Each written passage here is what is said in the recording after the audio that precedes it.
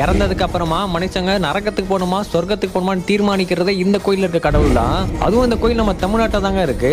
முக்கியமா சித்ரா பௌர்ணமிக்கு இவரை தரிசனம் பண்ணிட்டு தான் போன இவ்வளவு பக்தர்கள் வந்திருக்காங்க.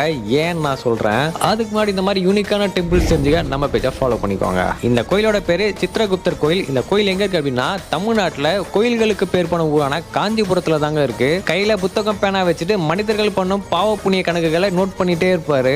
மனுஷங்க இறந்ததுக்கு அப்புறமா பாவ புண்ணிய கணக்கெல்லாம் பார்த்துட்டு யம தர்மராஜா கிட்ட கணக்கு கொடுப்பாரு. அதை வச்சுதான் நீங்க நரகத்துக்கு போவீங்களா சொர்க்கத்துக்கு போவீங்களா டிசைடே பண்ணுவாங்க. கலியுகத்துல மனிதர்கள் அறிந்து அறியாம செய்யக்கூடிய தவறுனால நல்லவங்க கூட நரகத்துக்கு போற மாதிரி சூழ்நிலை ஏற்படுது. அந்த டைம்ல சித்ரகுப்தர் சிவபெருமான் கிட்ட பிரார்த்தனை பண்றாரு. அப்ப சிவபெருமான் ஒரு காட்சி கொடுத்து சித்ரா பௌர்ணமிக்கு வழிபடுற பக்தர்களுக்கு அவங்க தெரியாம செஞ்ச தவறை மன்னிச்சு அவங்க விதியை மாத்திர வாரத்தை கொடுக்குறாரு. அதனாலதான் இன்னைக்கு சித்ரா பௌர்ணமி அதுமா இவ்வளவு பக்தர்கள் சித்ரகுப்தரை தரிசனம் பண்றதுக்காக வந்திருக்காங்க.